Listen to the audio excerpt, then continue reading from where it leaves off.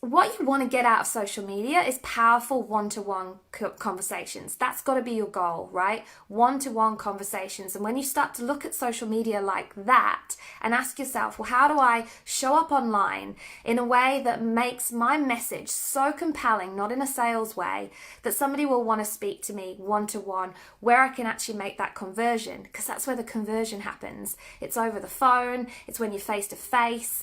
So you've got to ask yourself, how do I do that? And the first thing is to have a really compelling message, right? And to be really sure of your value and to be really sure of the niche that you're talking to.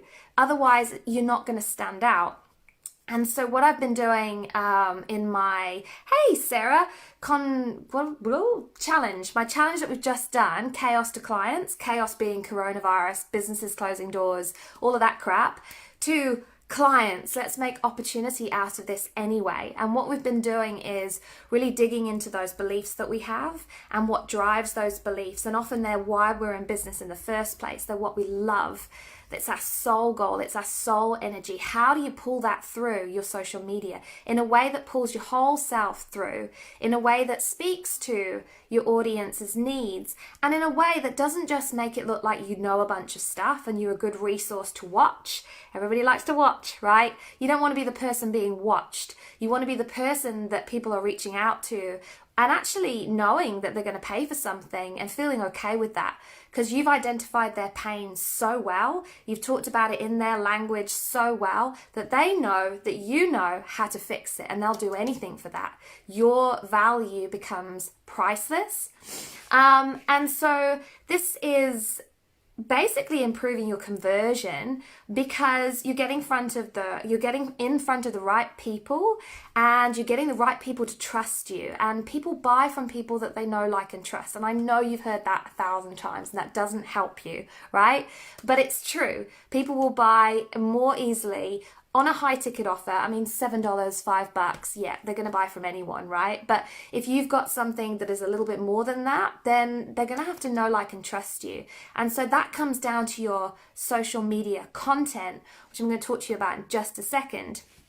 So you want to really put through your content that clear value and get hyper niched. So how do you do that? I have got 8 tips, okay? So I'm gonna get my pad so I don't miss any out. So the first one is, tip number 1 is to really get clear on that one key result that you create for people. Now, a lot of my clients come to me and they've got about 25 hats, and I used to have 25 hats too, right? I know all this because I've been there. This is how I know all of this. It's because I've been there. So, you don't want to be everybody. You want to be somebody that creates one specific result. And languaging that actually includes everything. Like I say, you're pulling your whole self through your social media, but there's a certain way to do that in a way that really identifies that one compelling result. And when you do that, you start hyper niching and you start really making that value clear. And I guess starting to pull that audience in front of you that wants to hear what you have to say. And that's why consistency on social media is really important as well. I'm going to talk about that in just a second. Tip number two, once you've identified that key result, that one result, and that's tricky, right? It's not easy to do, but I have tools to help you. You've got to put it in their language. So again, with clients, I find that they're talking about something and their audience is talking about something else, but actually it's the same thing. It's just the language has to shift a little bit. So you're not languaging it in a way that they feel it. And I used a good example of this on my YouTube training over the weekend for my mastermind group. YouTube, big tip, massive deal for 2020. It is the place where you want to be. I have a training that you can tap into, so you know how to use YouTube. But basically, Evan Carmichael leaked that YouTube is going to be putting money in to put content out for those influencers. So on YouTube, you're looking for long videos, like long form videos of over 10 minutes so that they can pack more advertising in, which is obviously completely the opposite to Facebook and Instagram when you're looking for those short sound bites, especially Instagram. So, and that is because Facebook and Instagram want you to pay for your business content. But on YouTube, they're doing it the other way. And so they're looking for those people with high engagement, and they're going to put money in to push their content out. And it's all about advertising. So you want to be one of those influencers. And my training talks to you about how. So what I was saying in this training over the weekend is, we go to put a title on our YouTube content, and that works for us. But is that the language of our prospective customer or client? Is that exactly what they would be searching for? Like, are we describing the problem in the way that they feel the problem? And so we have to find this stuff out, right? So that's number 2. Number 1, one result, one specific result that you can create. 2, put it into the language of your client. Number 3, choose the right platform and learn how to do that platform really, really well.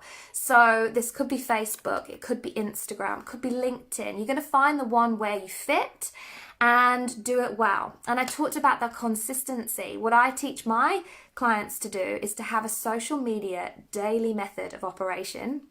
DMO. I got it from my network marketing mentor. He taught me the principle, right? The idea of knowing exactly what you're doing every day on social media and doing what works and focusing on your income producing activity. And so now I take this and I help all sorts of businesses to create their own DMO, because again, in that sea of potential, in terms of people online, there's also a sea of potential in terms of content, what you could be spending your time creating. And the truth of it is, not all of it works. And so you want to find the right content for the right audience. And I've got all of the hacks to help you to do that and fast track that process so that you've got it absolutely right. Number 4, you want to be standing out, right? You want your posts to be standing out above all of the other sea of content. How do you do that? You have a compelling message, you have a controversial message, you know your beliefs, you stand behind them, you start saying something a little bit different to everybody else, and you back it up with personal story. Like, my superpower is helping you to identify your personal story and leverage it through your social media.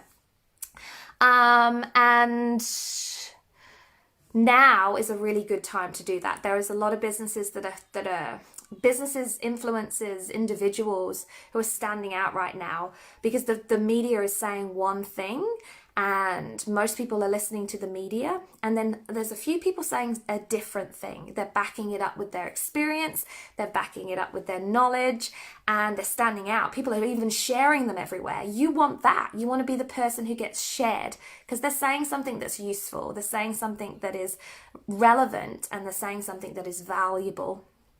Okay, number 5, hacks. I have a bunch of them. You want to know how to use Facebook groups. You want to know how to use stories. You want to know how to use all of that to be able to create those conversations.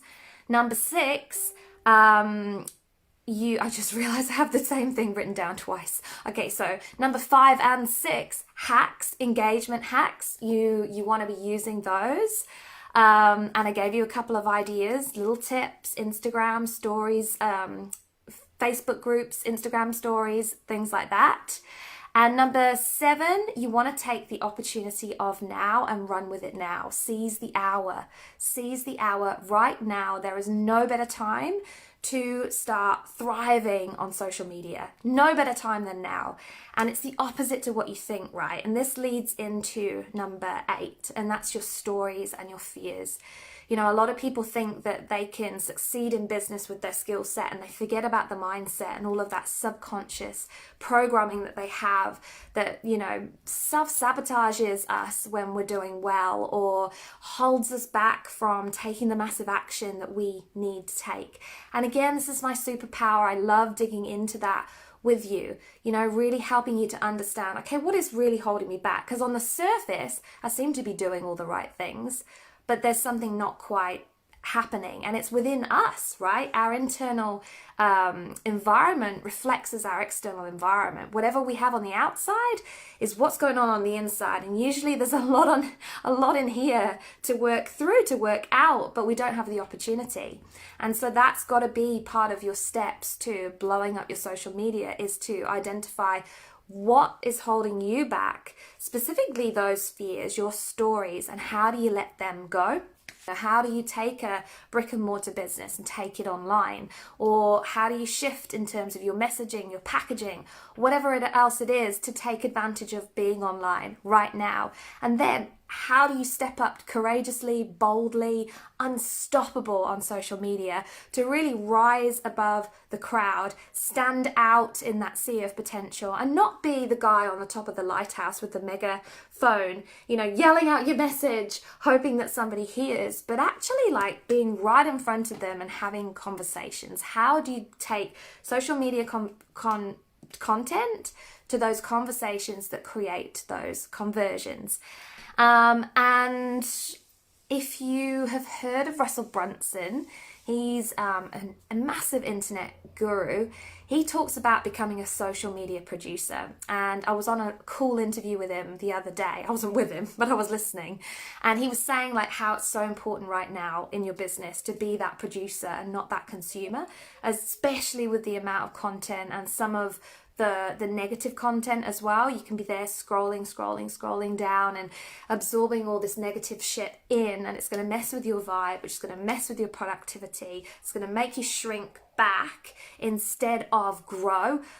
And yeah, that's pretty much all I have got to say, which is to finish that you want to be one of those businesses that are thriving. I'm surrounded right now by businesses who are thriving through this chaos and calamity, and there's a reason why. So I hope that was helpful. Okay, see you later. Bye-bye.